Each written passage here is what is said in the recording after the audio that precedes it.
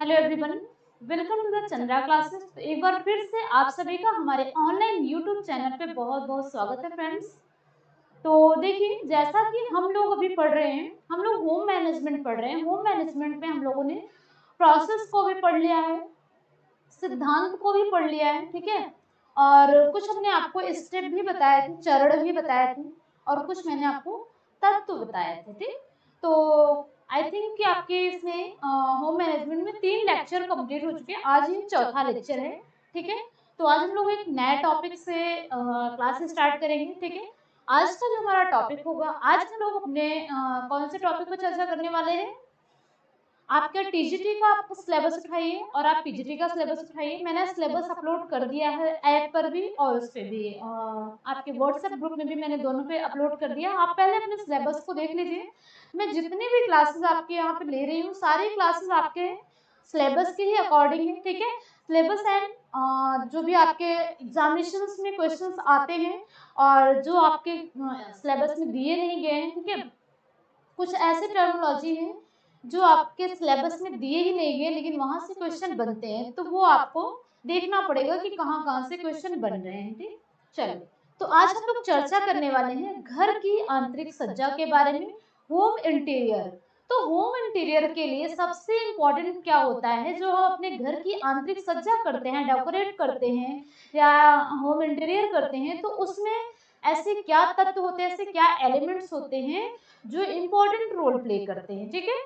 तो कभी कभी क्वेश्चन बनता है कि घर की आंतरिक सज्जा, इसके मूलभूत सिद्धांत क्या हैं। अगर घर की आंतरिक सज्जा के मूलभूत सिद्धांत आएंगे तो क्या आएगा, कला के तत्व।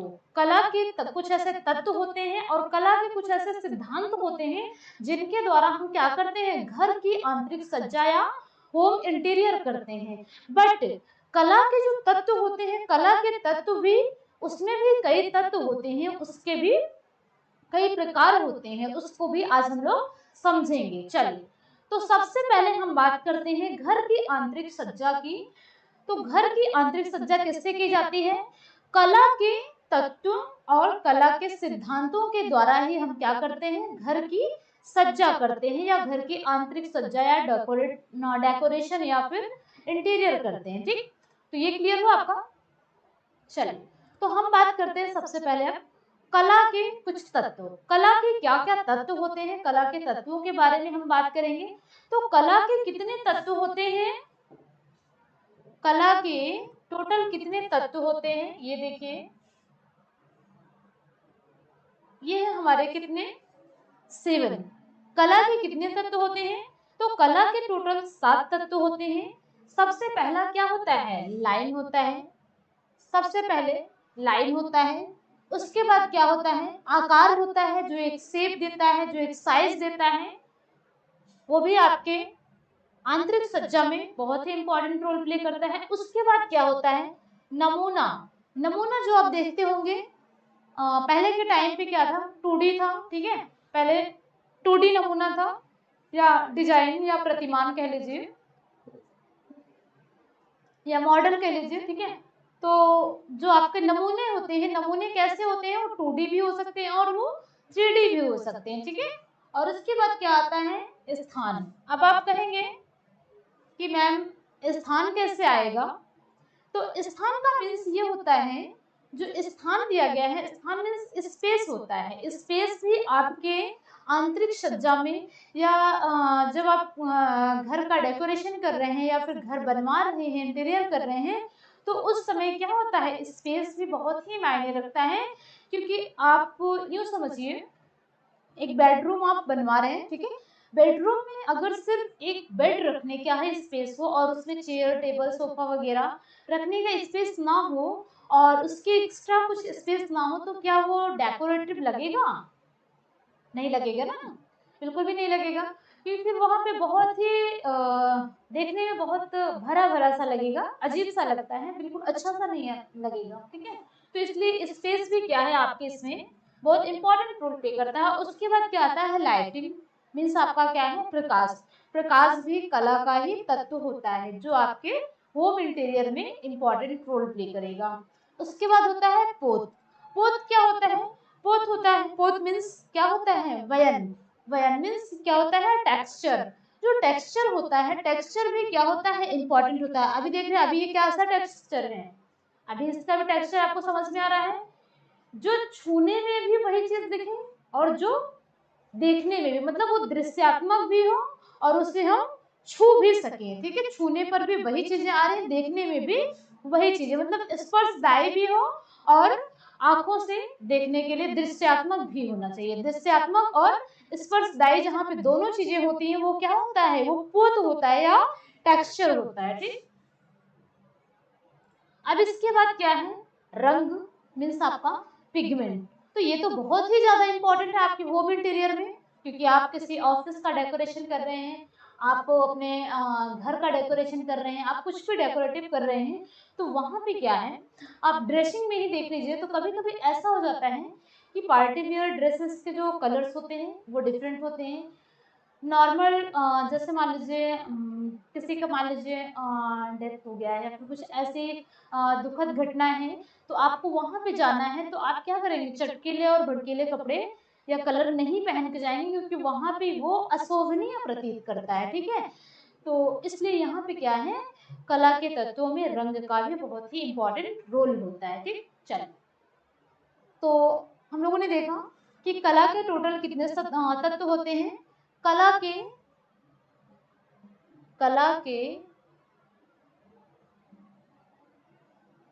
7 तत्व होते हैं।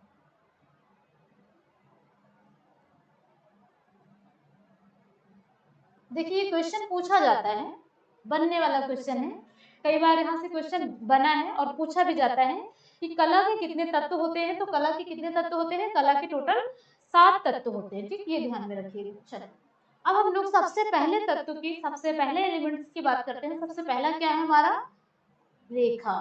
तो हम लोग किसकी बात करेंगे, रेखा की। आज हम लोग रेखा भी देखेंगे, आकार भी देखेंगे, नमूना भी देखेंगे। कोशिश रहेगी कि इसको पूरा कंप्लीट कर लिया जाए, बट जितना हो पाएगा उतना आज करेंगे, बाकी फिर कल की क्लास में कंटिन्यू करेंगे। चलो,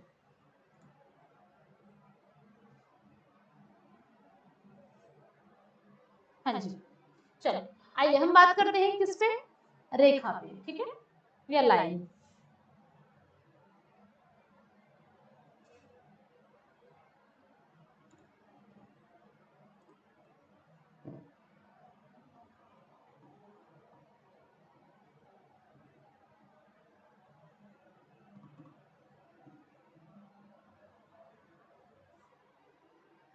तो रेखाएं कितने प्रकार की होती हैं, रेखाएं टोटल कितने प्रकार की होती हैं।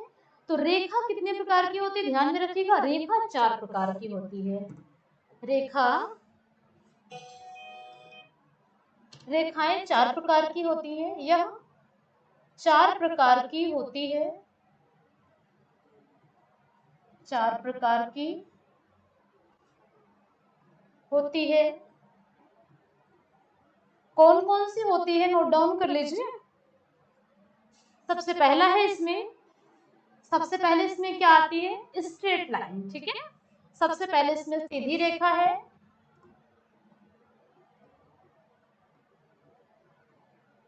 सीधी रेखा मीन्स स्ट्रेट लाइन। दूसरा क्या है इसमें, दूसरा इसमें वक्र रेखा आता है, वक्र रेखा।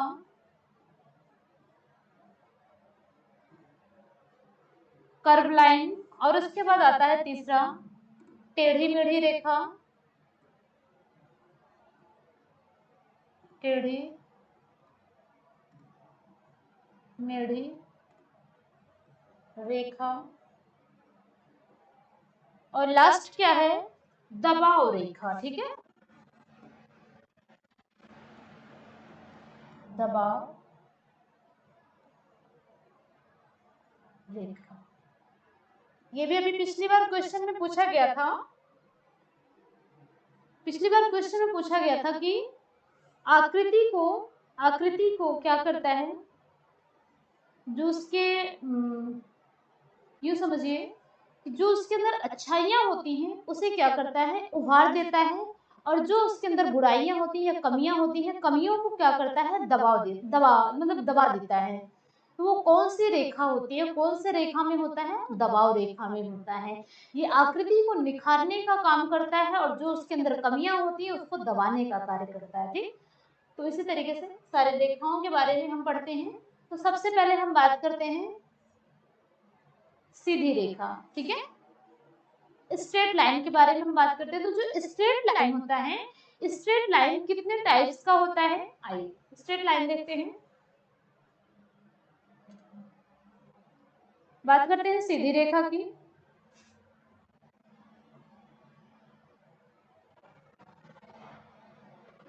सीधी रेखा में क्या है, स्ट्रेट लाइन। ठीक है,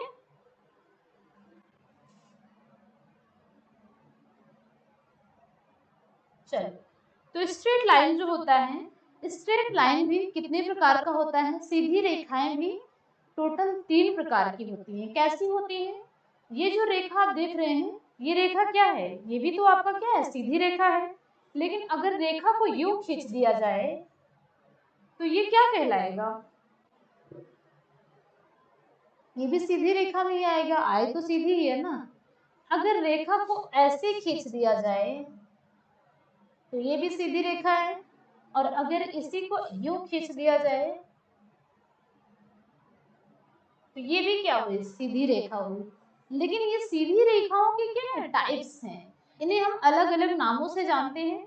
अगर बात इसकी आती है तो इसे हम किस नाम से जानते हैं, बात अगर इसकी आती है तो हम इसे किस नाम से जानते हैं, और यहाँ अगर इसकी बात आती है तो हम इसे किस नाम से जानते हैं। आगे देख लीजिए, जो सीधी रेखा होती है वो 3 तरह की होती है। लिख लीजिए, एक एक का नाम लिख लीजिए। पहली रेखा क्या है,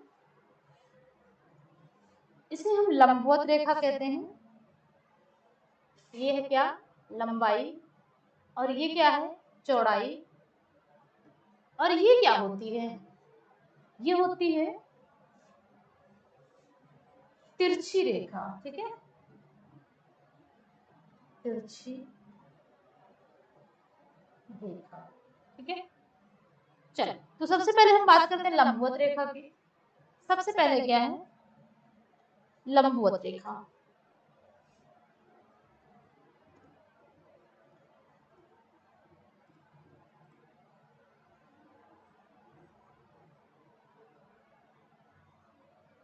कितने प्रकार की होती है, 3 प्रकार की।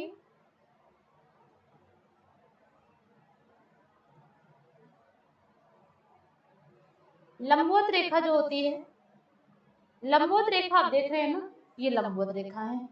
यहाँ से अब ये ध्यान में रखना है कि जो हमारे टीजीटी पीएसटी में जो क्वेश्चन पूछा जाता है, क्वेश्चन कैसे पूछा जाता है, किस इसका मॉडल क्या होता है, सिंपल क्या होता है, कैसे क्वेश्चन बन सकता है। तो यहाँ पे जो अब तक में क्वेश्चन बना हुआ है, अब तक में क्वेश्चन ये बना हुआ है यहाँ पे कि जो प्रतिष्ठा जन्य एवं जो प्रतिष्ठा जन्य एवं पुरुषोत्तम भाव या पुरुषोत्तम भाव उत्पन्न करता है, वो कौन सी रेखा होती है। तो ये कौन सी रेखा होती है, प्रसन्नता, ये क्या है, प्रतिष्ठा जन्य और पुरुषोचित। मतलब आप ये समझिए, जब मान लीजिए एक कमरे की, अगर मान लीजिए एक कमरे का डेकोरेशन हो रहा है, तो इस तरीके से हुआ कमरे का डेकोरेशन। ठीक है, ये क्या है, एक हॉल बन रहा है। ठीक है, यहाँ पे जो डेकोरेशन किया जाएगा, यहाँ पे जो इसकी लंबाई ली जाती है, वो लंबाई किस चीज का भाव उत्पन्न करती है, वो पुरुषोचित भाव उत्पन्न करती है। लंबाई हमेशा ध्यान में रखिएगा, पुरुषोचित भाव उत्पन्न करती है, और ये प्रतिष्ठा का भी भाव उत्पन्न करती है। क्वेश्चन में अगर बात आ जाती है कि प्रतिष्ठा और पुरुषोचित भाव उत्पन्न करने वाली रेखा होती है, तो वो लंबवत रेखा होती है, जो पुरुषोचित और प्रसन्नता का भाव उत्पन्न करती है। लिख लीजिए इसको, यहाँ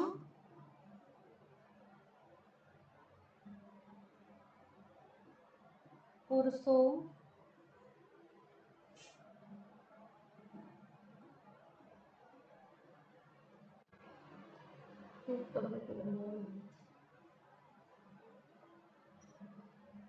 प्रतिष्ठा जन्य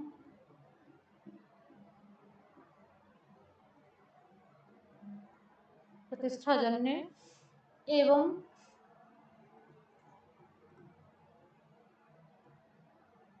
पुरुषोचित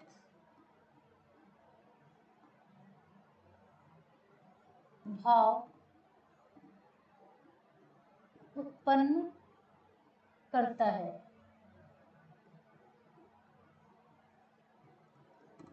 दूसरा क्या है? सेकंड मैंने क्या बताया था आपको, उधर देखिए,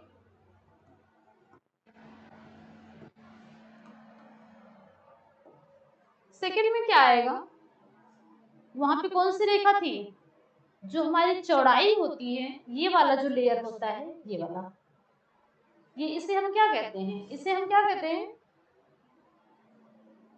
वो तो हमारा वर्टिकल हो गया, ठीक है, ये हमारा वर्टिकल हो गया, और ये क्या है, हॉरिजॉन्टल है। तो जो हॉरिजॉन्टल होता है, हॉरिजॉन्टल क्या होता है, हॉरिजॉन्टल ध्यान में रखिएगा, हॉरिजॉन्टल जैसे यहाँ पे आप देख रहे हैं पुरुषोचित भाव उत्पन्न करता है, और यहाँ पे क्या है, जो हॉरिजॉन्टल होता है, हॉरिजॉन्टल हमेशा स्त्रीचित भाव उत्पन्न करता है, यहाँ पे स्त्रीचित भाव उत्पन्न करता है और यहाँ पे पुरुषोचित भाव उत्पन्न करता है, ठीक है। तो हम क्या लिखेंगे, क्षैतिज रेखा या क्षैतिज रेखा, इसे हम आड़ी रेखा भी लिख सकते हैं।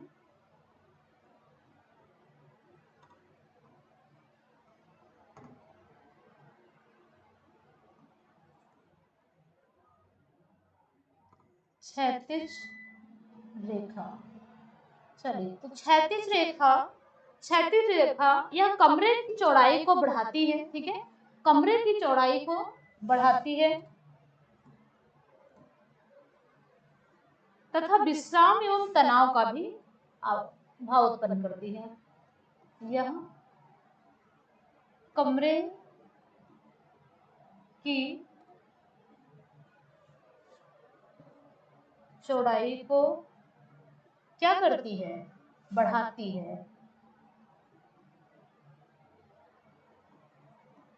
साथ में तथा कैसा भाव उत्पन्न करती है, वहां पे तो था कि प्रतिष्ठा का भाव उत्पन्न हो रहा है, अगर लंबवत रेखा की बात आएगी